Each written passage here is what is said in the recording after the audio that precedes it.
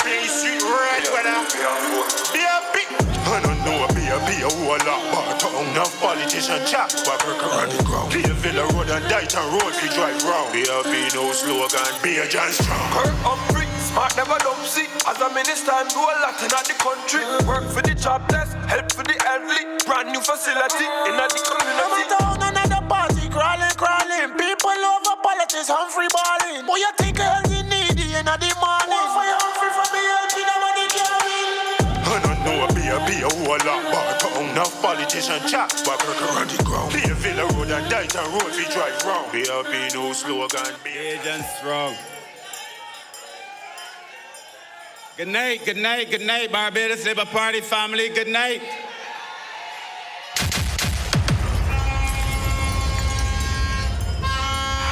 Good night, St. Michael South, good night. Good night to all those watching online. Good night to all the constituencies gathered here.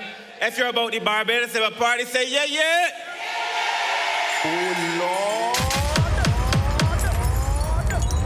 Lord. I want to thank you all for allowing me to be here with you this evening. I came tonight to share a few ideas with this crowd.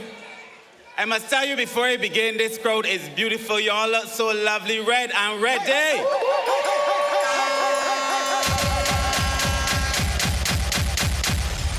I don't have much time, but tonight I feel as if I must present the Barbados Labour Party's case. And it is unfortunate that the opposition has chosen not to put the Barbados Labour Party on trial, but to put Barbados on trial. So tonight I come to present the case for Barbados. And I will do so in front of you, and you are now the court of the people. And at the end of my presentation, I want you to tell me whether you find the Democratic Labour Party guilty and what it is that you find will represent your Barbados Labour Party. So tonight, as the PM would say, you got a season settled. So tonight, I will not give you a long speech. I'm not giving a speech, but I am giving evidence. And I want you, as I said, to be the court and make your determination at the end. And so the first thing that I want to present, because tonight I will present to you exhibit after exhibit, so that as this is a case, I am defending the Labour Party's case. So the first exhibit that I present to you is the red record. And I will not spend a lot of time on this red record because we went through this on Tuesday. And you have heard time and time again of the work that we have done. And yet it is clear to me that despite this work, people will pick at it, and they will prod it, and they will try to burst it, but what can you expect from a thorn? What else can you expect from a thorn? But you have seen this document. The PM said you could push it in your back pocket, your top pocket, you could carry it with you and defend your Labour Party. Exhibit A, I present to the people of this country. Exhibit B, I ask you just to cast your minds back to a few years ago, when the Democratic Labour Party controlled this country, when we could not get anything at all right. It is strange to me that a government, a former government in the Democratic Labour Party, that could break anything is no concern about this Labour Party that had to fix everything. And so it is that you have to judge the Democratic Labour Party. But if you cannot remember what they did in the past, just look at this current campaign and ask yourself if they do not have the discipline to carry a clean campaign, how can they carry a country? It is a case over there of foul-up bleeps and blunders. They are not ready. That, my friends, is Exhibit 2. And I will say to you that it is clear to me that in Rathorn and that bunch, that they are prepared to burn the reputation of this country down, even if all they will have to rule over are the ashes of it. Barbados does not belong to them.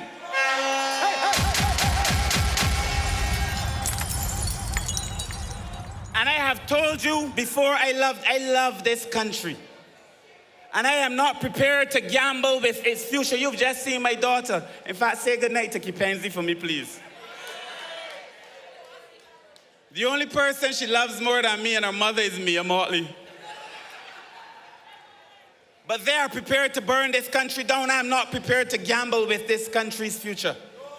And so tonight, I have the pleasure of holding up a document that I now call a love book. It's like a Mills and Boone. Or Boone. It is a love story. And the Democratic Labour Party will say that they love this country, but I'm reminded of the poem by Oscar Wilde that each man kills the thing they love, if it is that you choose what they have to offer. This manifesto, as you have heard time and time again, is not the panacea for all of our problems, but it says to you that a government that has been working deserves the opportunity to continue to work. And in 2018, I came to you, a relatively young man, but new to politics. And the Prime Minister asked you, for all of us, to walk in faith, because at the time you could not walk by sight. And now you have seen what we can do. And so you can now walk in faith and walk by sight and know that what we say we are going to do, we will do.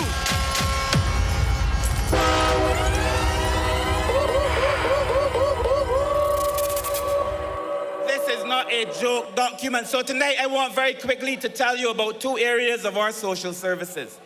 And I gave you that history so that you know when we say we are going to do something, we will do it. And I want to begin with health. And I want you all to get this manifesto. I can't wait for it to be in your hands. This is perhaps the best thing I have read in a long time. And it is not a fiction. I can't give you mine, darling. I love you too. Oh my goodness. Oh Lord. So I want to talk first of all about health. Because the health of a country is really the wealth of that country. And I want to thank Dr. Jerome Walcott and Minister Davison Ishmael in this last dispensation for the work that they have done in health, and I beg you to give them a round of applause.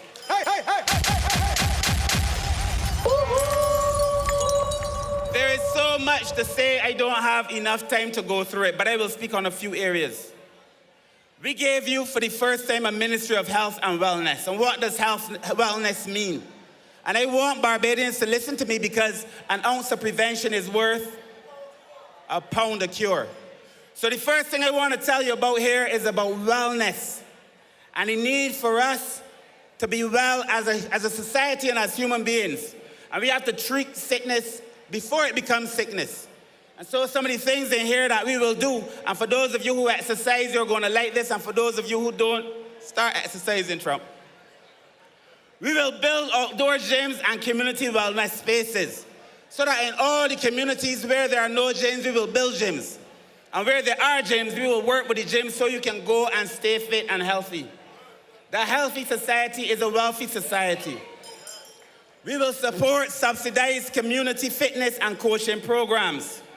We will introduce incentives for business to provide healthier options. These are important things, because I'm saying to you, the reason that most of us are sick is because most of us do not move, and most of us do not eat well. In fact, my mother, when I was young, and the remote control was right next to her, was sent for me off the playing field to come and move the remote control and to give it to her. And I thought it was a sin, except that I'm now doing it to my daughter. Go and bring the remote, because as we get older, we stop moving. And we want to encourage Barbadians to move. We will launch a national weight loss program. And that program would allow you to access some of these drugs that allow you to lose weight safely. Barbados has to become the healthiest place on the planet. In addition, I want to move on to the QEH. In addition, at the QEH, because people are talking, But this government has done a lot of good work at the QEH. A lot of good work. There are many good stories at the QEH, but people only hear the bad stories.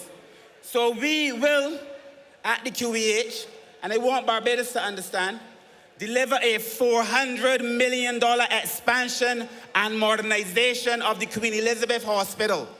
And if I say that we are going to do it, your refrain is, we are going to do it. So if I say that we are going to do it, exactly. And we will expand the clinical space to improve the patient flow so that you have a better deal when you go to the hospitals. And in the polyclinics, we are now going to expand it to make sure we upgrade. There are 9 of them, all 9 of the polyclinics, with a full build over of 2 of them at Eunice Gibson and Randolph Phillips, so that Barbados will have better access to health care. And it will be a case where you don't have to overburden the Queen Elizabeth Hospital. But in phase 2 of the QEH, we're going to build a new block and start moving some of the services to that new block and gradually build toward a newer hospital. This government is working for whom? This government is working for you.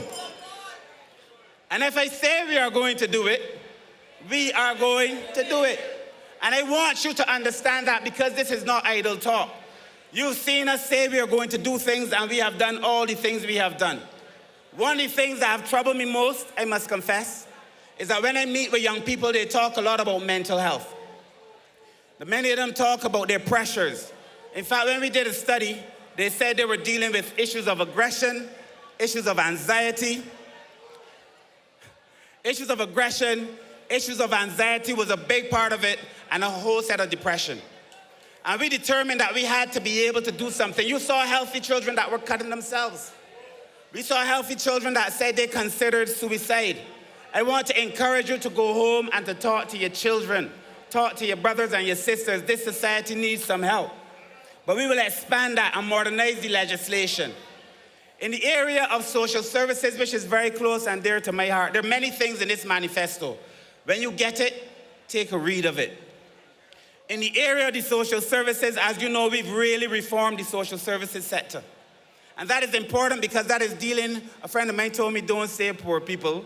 But I said to her, if you're comfortable saying rich people, you gotta get comfortable saying poor people. What you have to do is stop poor people from being poor. That is the work for this government. And that is what we set about to do under Mia Amor Motley, to stop poor people from being poor. But the one thing that I'm pleased of is the work we've done for persons with disabilities. I know you love that one. And we will continue to do more for persons with disabilities. We will strengthen the legislation. We will do more to protect your children. Sharon, Dondre gotta be good. And we will ensure that we treat people with dignity and reduce the delays in the system. But Barbados is an aging society, and this is perhaps the one that is closest and dearest to my heart. When I was young, like very young, 20 a little bit, I wrote my first master's dissertation on the elderly. And in that I argued that we have to do more to protect old people in this country. And so one of the things that we are going to do is expand home-based care so that people who live in communities can actually take care of old people and be given some support when they do so. We will strengthen community daycare programs. You've seen us building something at Sterling. We're about to build one in St. George, and we're about to build one in St. Thomas. That is going to make life easier. And we are also going to be giving, for the first time in the history of this country, to ensure financial dignity, introduce a $1,200 a year living credit for pensioners. So all pensioners in this country will get an additional $1,200.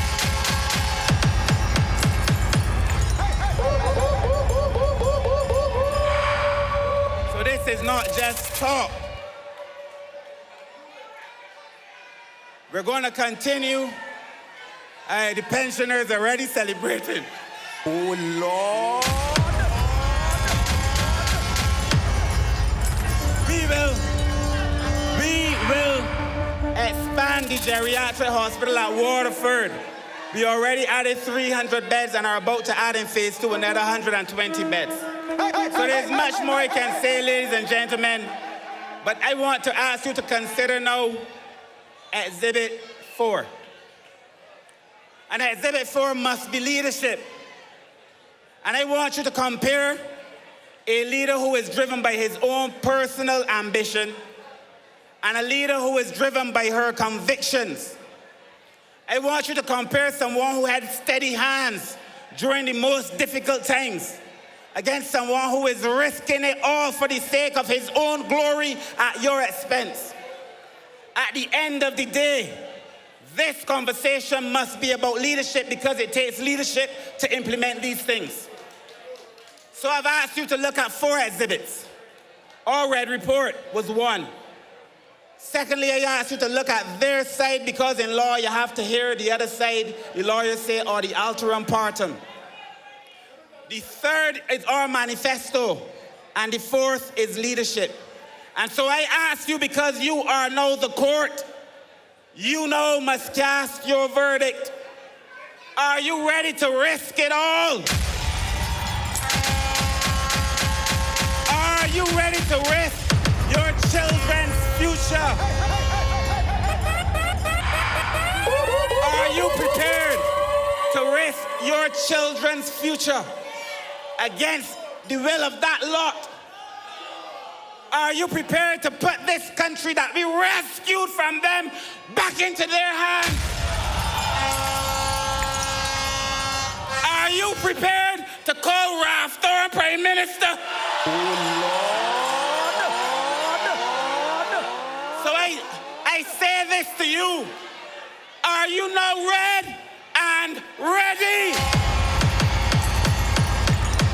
Are you ready?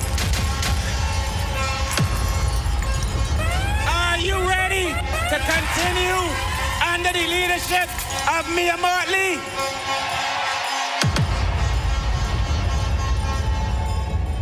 Well, if the answer to that question is yes, then there's no choice in St. Lucie. There is no choice in Christchurch South, none in the East, none in the West, that you must return the candidates of the Barbados Labour Party to ensure that the leader you want to run this country is the person who runs this country. So you are the court. And on ballot day, election day, my friends, you could be the executioner. And every time you mark that X for the Barbados Labour Party, you send them back to where they deserve to go.